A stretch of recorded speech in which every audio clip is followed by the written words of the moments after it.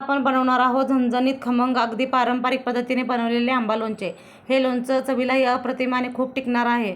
घरच्या घरी अगदी सोप्या पद्धतीने बनवता येणार आहे। तुम्ही नक्की ट्राय करून सांगा आंबा लोणचे कसे झाले आहे ते। बघा, आज आपल्याला कैरीचं लोणचं करायचं आहे।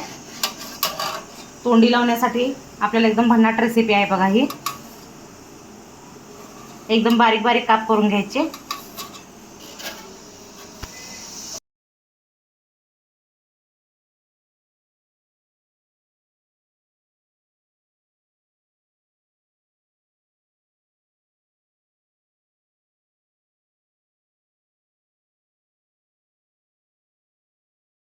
आंबा कसा चिरून तयार झालेला आहे एकदम बारीक काप।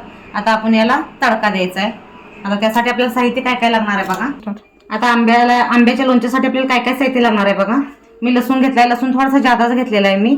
हळद पूड घेतले फोडणीसाठी, मोहरी, जिरं, लाल तिखट, मीठ, हिंग आणि चवीनुसार गुळ घेतलाय। तुम्हाला गुळ नको असेल तर तुम्ही साखर टाकू शकताय आणि दोन्हीही नको असलं तर काहीच टाकायचं नाही। गुळ पण टाकायचं नाही, साखर पण टाकायचं नाही।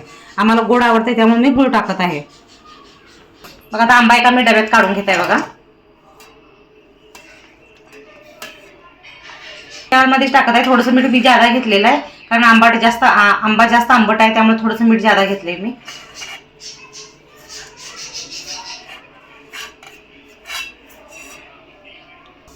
आपल्याला गुळ पण ह्यामध्येच टाकायचा आहे बघा।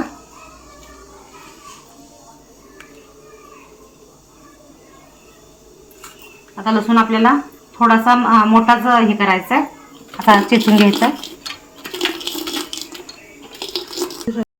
फोडणी तयार करायचं आहे बघा। फोडणीसाठी मी एक भांडं घेतलेलं आहे। आता पहिला गॅस पेटवते। आपल्याला तेल ओतायचं यामध्ये।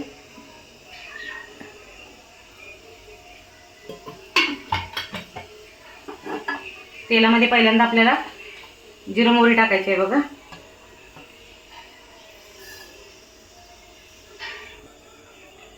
आता लसूण पण टाकायचं आहे बघा।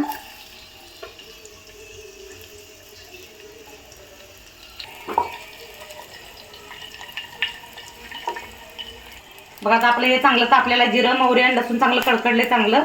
आता हे आपल्याला तेल खाली घेऊन यामध्ये हळद पूड आणि चटणी टाकायची आणि हिंग पण टाकायची आहे बघा।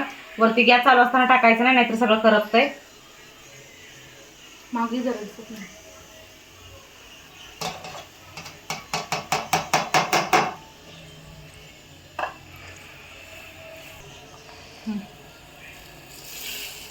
बघा, अशा प्रकारे आपल्याला तडका द्यायचा याला।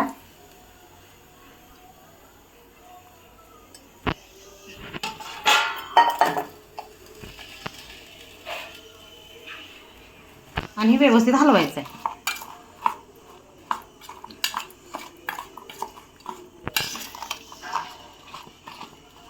अशा प्रकारे आपलं झटपट लोणचं तयार झालेलं आहे। तुम्ही नक्की ट्राय करून सांगा आंब्याचं लोणचं कसं तयार झालेलं आहे। लाईक करा, सबस्क्राईब करा, शेअर करा। धन्यवाद।